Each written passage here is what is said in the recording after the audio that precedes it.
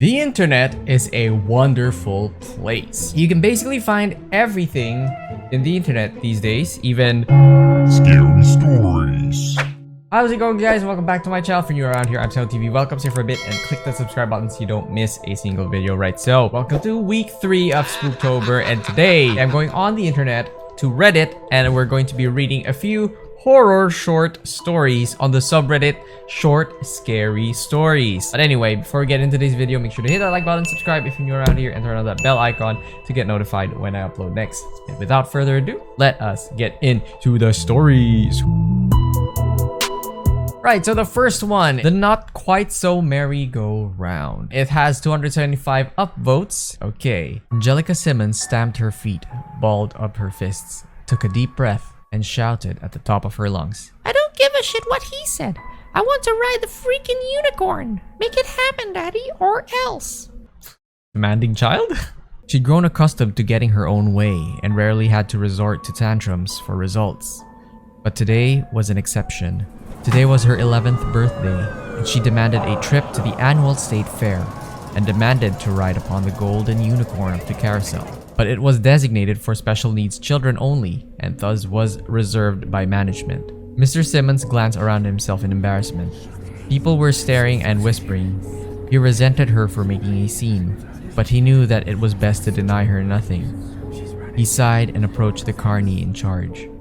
"Say, buddy, would you help a guy out? If she doesn't get to ride that unicorn, I'll never hear the end of it. She's apt to call children's services and claim I've smacked her around." His voice lowered to a whisper. "She's done it before. And let me tell you, it was no picnic." The carny shrugged. "No can do.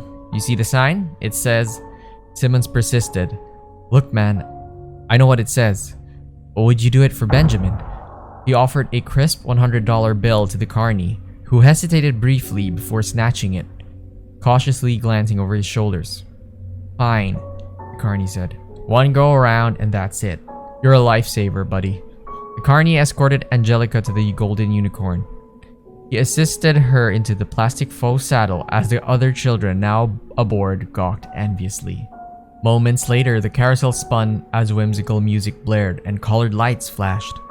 All of the children were giggling and smiling and cheesing it up for their parents' cameras. Except Angelica.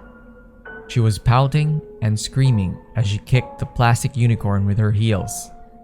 "Faster!" She cried. The carny scowled. "Don't do that, please." She glared at him and kicked the unicorn again, harder. "Faster, faster, faster!" The carny was getting pissed.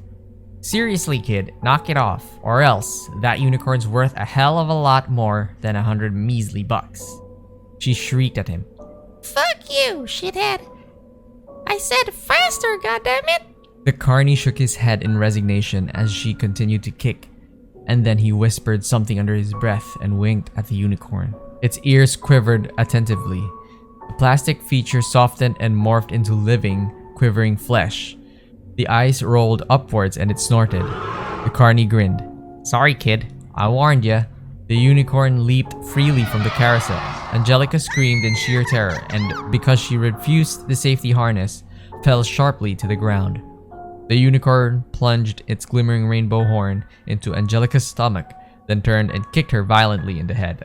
A year later, Angelica rode the unicorn with management approval, silently drooling and shitting her diaper. Well, that went from 0 to 100 real quickly then. I didn't expect the ending to be like that. I thought it was gonna be like ghosts riding along with her. Apparently not, but yeah, I think I'd give it a 7 out of 10. Pretty good, pretty good. So the next story that we're going to be reading is 7 minutes too long, 417 upvotes. Okay, this looks promising. I let the world bleed away through an open vein in my arm. The light blurred, washing away the grime of the walls in a haze like summer. I could almost feel my synapses firing, slowly and raging back, an inward eye opening as my life spread thin around it. The come down was gonna be hell. Tig was waiting for me to edge over with a stopwatch and a stethoscope. He's my lifeline, an anxious observer of a fading pulse. When my body goes silent, he'll start the clock. 119 seconds. Any longer and the risk of ischemic brain damage increases by the second. Junkers chased that line, but if you've ever talked to one, you know that the damage accumulates, and I can't have that. I've got a job and a wife who thinks I'm at the pub trivia. I started awake to Tig's pale face looking down at me. His eyes were wide, his jaw tight. He's always a little edgy when his turn is after mine, but not like this. Something happened. Tig, what is it? Alongside deflated the tension in his face. Shit. Tig, how long was I gone? You're fine. How long? The tension twisted into his face again. He looked like he had aged a decade. 9 minutes. 9 minutes is too long. I shouldn't have woken back up. It made sense that my speech was a relief to him. The indications for use of Reviva say that anyone lacking a pulse for more than 5 is a lost cause. The drug bootstrapped on the success of Narcan, another lifesaver, but one that would jumpstart blood production and vascular regeneration in a way that made transfusions practically obsolete. Ironic that junkies would turn it and the body responds to death into a new addiction.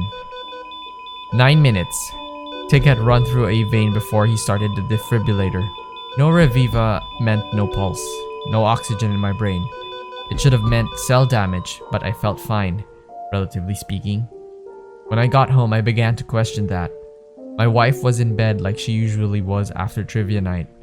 I slipped in without waking her, but as I went to kiss her cheek, I was met with a sudden stench of rot. It pervaded the remainder of my restless night, and in the morning, I found its source. I opened my eyes to her morning routine, makeup and a hair straightener. But the woman in the bathroom mirror who sang with my wife's voice was a corpse. She penciled her eyeliner around empty sockets, and I, waking to a nightmare, shut my eyes tight. But I didn't get the chance for that to be the object of my terror. The thing that haunts me is the other figure I saw in the mirror. A gangly armature of blackened bones, gently scraping my lying form with the blade of a rusty scythe. Once again, you've set the bar high, Deco Gent. Well done. It's actually a nice story. I'm gonna rate it high at 8. I really like that story. But yeah, that'll be it for today's video. What do you think about the stories? Leave it in the comments. Make sure to hit that like button, subscribe if you're new around here, and turn on that bell icon to get notified when I upload next. That's it. Hope to see you guys in the future. Woo!